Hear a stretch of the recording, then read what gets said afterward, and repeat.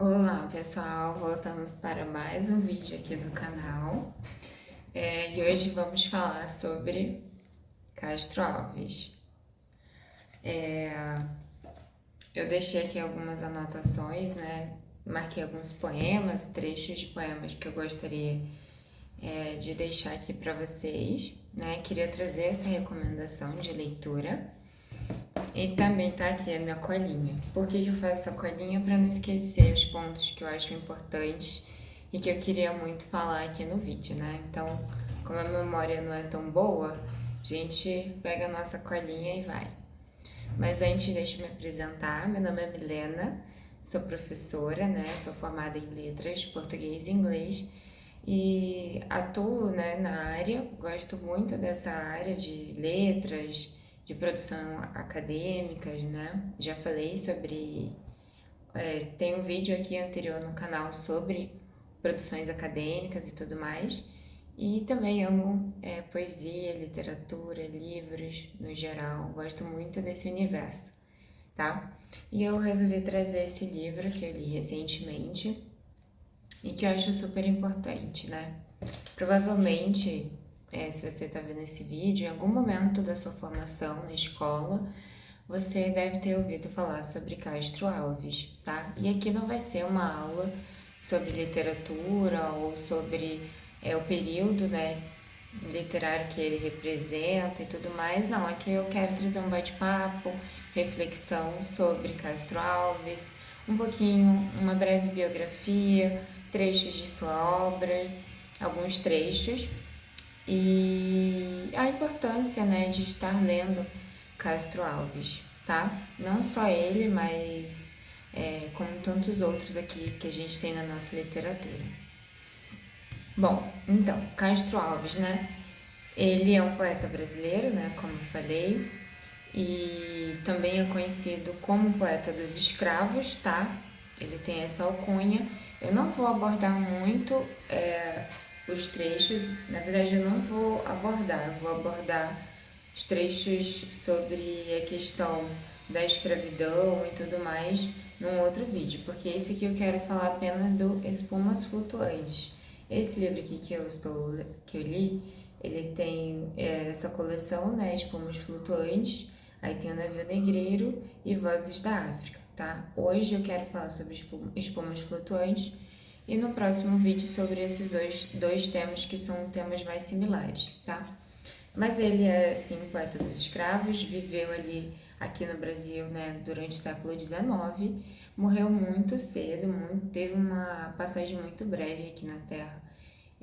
Morreu com 24 anos, se eu não estiver enganada. Então, assim, morreu muito cedo, né, infelizmente. E mesmo tendo morrido tão cedo, ele produziu bastante, né?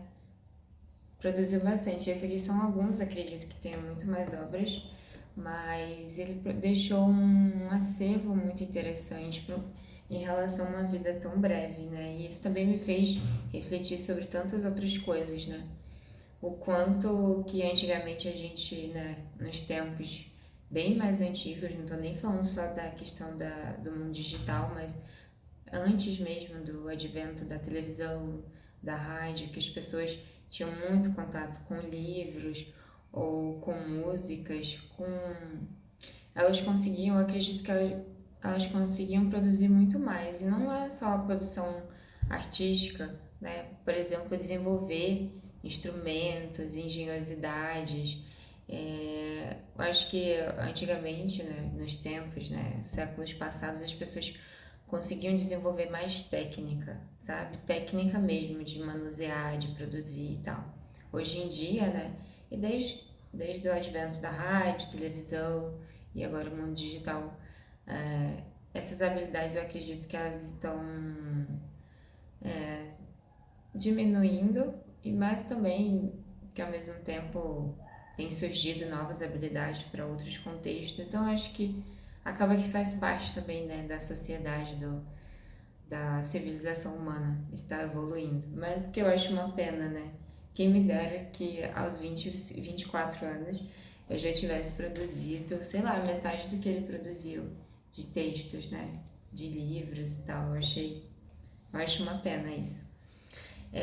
Ele nasceu e morreu na Bahia, ele nasceu no interior da Bahia, não me lembro agora a cidade, e morreu em Salvador. Porém, a sua vida não ficou só apenas ali na Bahia, foi estudar em São Paulo, estudou Direito ainda, conseguiu estudar Direito, depois retornou para a Bahia, né, sua terra natal. É considerado que o Castro Alves ele faz parte, né, dessa evolução da poesia romântica no Brasil. Para quem não sabe, o romantismo do Brasil ele é estudado por gerações, não é um período, uma nomenclatura homogênea, romantismo no Brasil. Não, ela tem diversas nuances, tá? E costuma-se dividir nessas 3 gerações, tá bom? Então ele faz parte dessa evolução da poesia romântica aqui no Brasil, ok? Eu quero trazer mais pra frente questões desses movimentos literários, só que esse não vai ser o objetivo do vídeo, tá bom? Então é isso, né? Ele faz parte da terceira geração romântica do Brasil. Porém, eu quero que vocês entendam que ele não só fica nessa caixinha, tá? É considerado que ele faz parte dessa terceira geração romântica porque muitas das suas obras estão ligadas a questões sociais, né? Ele faz muitas críticas à sociedade que ele estava inserido, mas ele também tem traços e traz características dos outros períodos românticos também. Principalmente nesse Espumas Flutuantes você consegue encontrar bastante, tá? Então não é uma coisa estanque, compartimentalizada, tá bom? E justamente nesses Espumas Flutuantes você vê muita influência do Lord Byron, né? Que influencia demais o movimento romântico no mundo, né, em relação às obras literárias, e também o Victor Hugo, tá? Ele,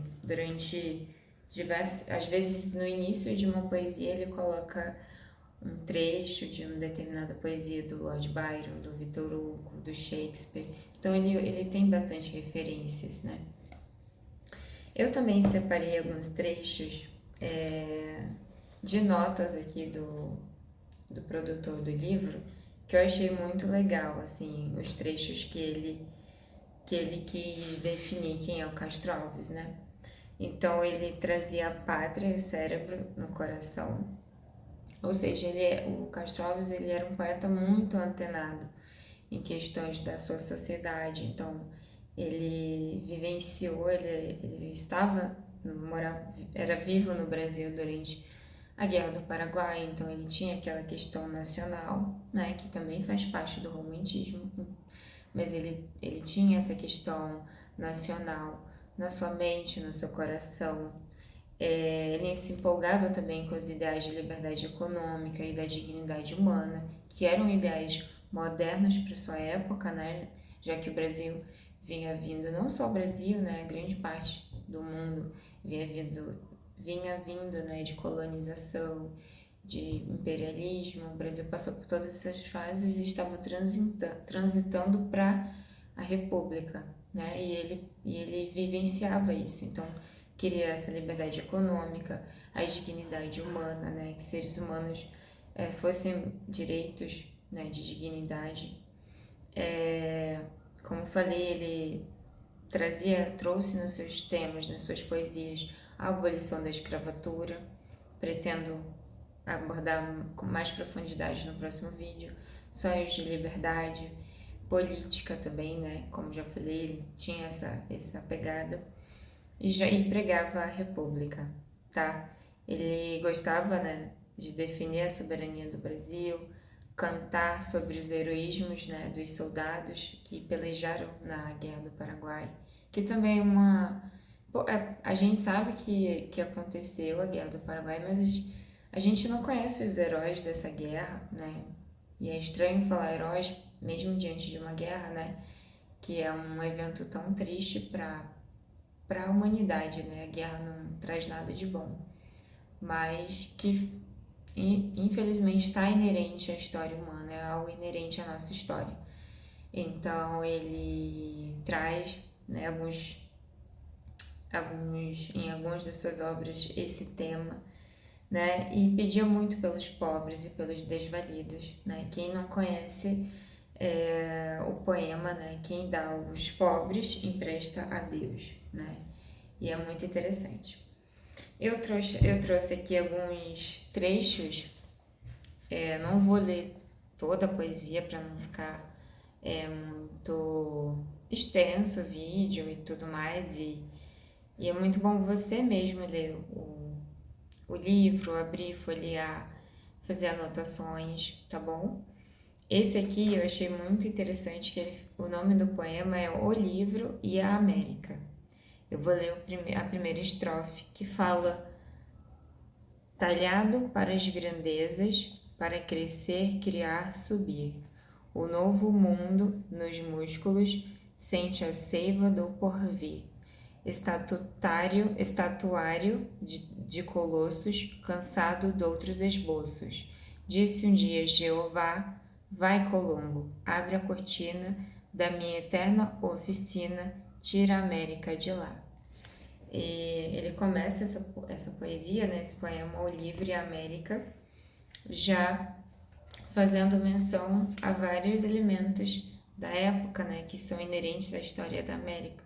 Então ele fala sobre o Colombo, sobre essa nomenclatura chamada de Novo Mundo e as expectativas, né, do que seria esse descobrimento, né, digamos assim, do que vai acontecer com a América, né?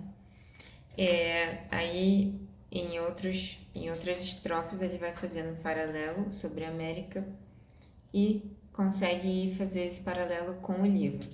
Eu achei uns dois trechos muito interessantes, que ele chama o livro de Audaz Guerreiro que conquista o mundo inteiro. E são trechos tão simples, mas que fazem tão sentido e são tão profundos. E realmente o livro consegue conquistar o mundo inteiro, mesmo que seja o digital, né?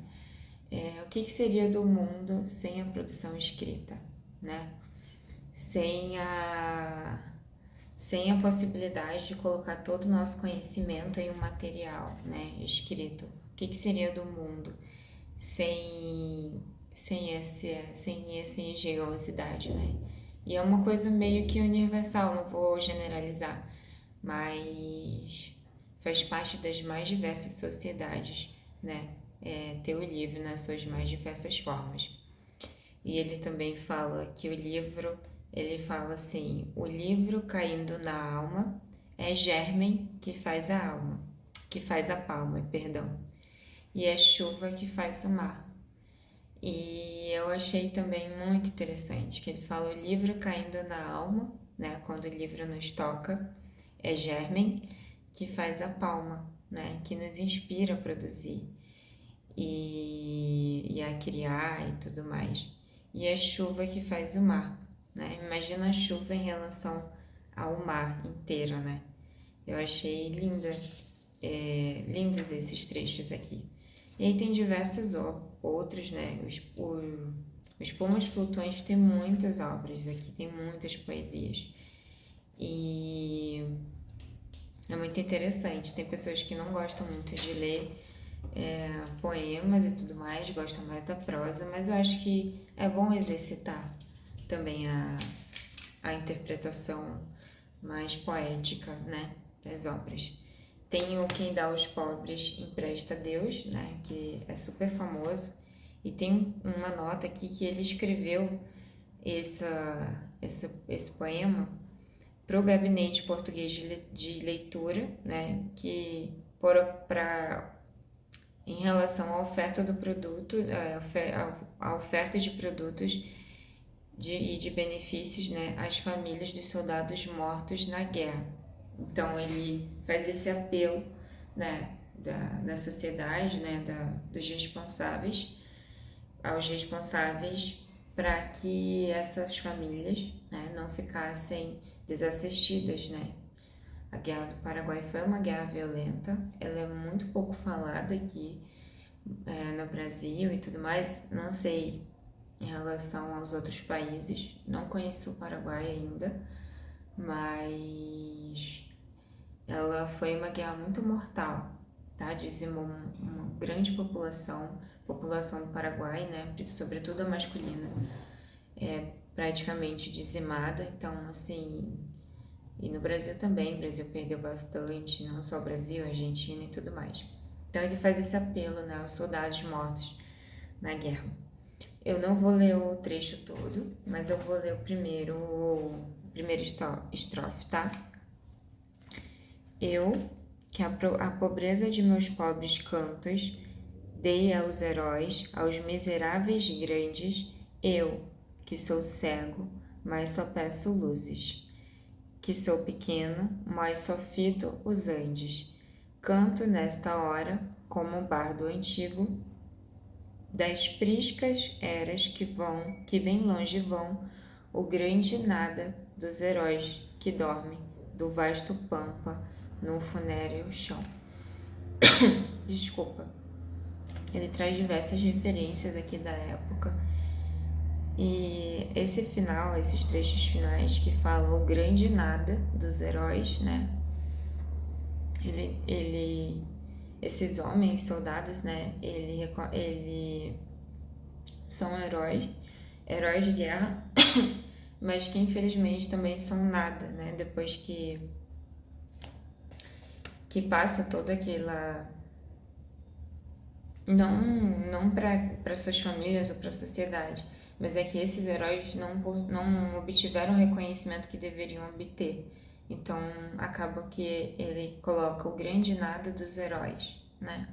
Que adormecem, né? Esses heróis adormecem do vasto pampa no funéreo chão. E é uma obra que toca bastante, né? Aquele chão ali onde aqueles homens ficaram, né? Se tornou o seu grande funeral, né? Não puderam... Aqueles homens não tiveram um funeral com a sua família, com seus amigos, com seus familiares, pessoas queridas. Então, é interessante que o Castro Alves ele tem essa sensibilidade, né? Ele não só pega questões relacionadas ao amor romântico, tem algumas obras aqui, mas ele se sensibiliza demais por diversos aspectos da sociedade. Então ele tenta falar sobre os heróis de guerra, ele tenta falar sobre a questão da escravidão, ele fala também sobre os pobres, sobre as questões políticas da época. É um artista completo.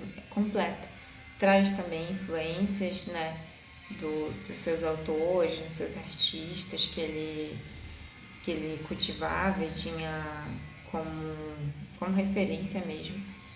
E eu já tinha lido bastante sobre ele, mas não tinha pegado para ler seu livro e tentar interpretar com mais profundidade o que ele quer falar e tudo mais. Bom, pessoal, eu não vou entrar em mais obras para não ficar um vídeo muito grande, tá?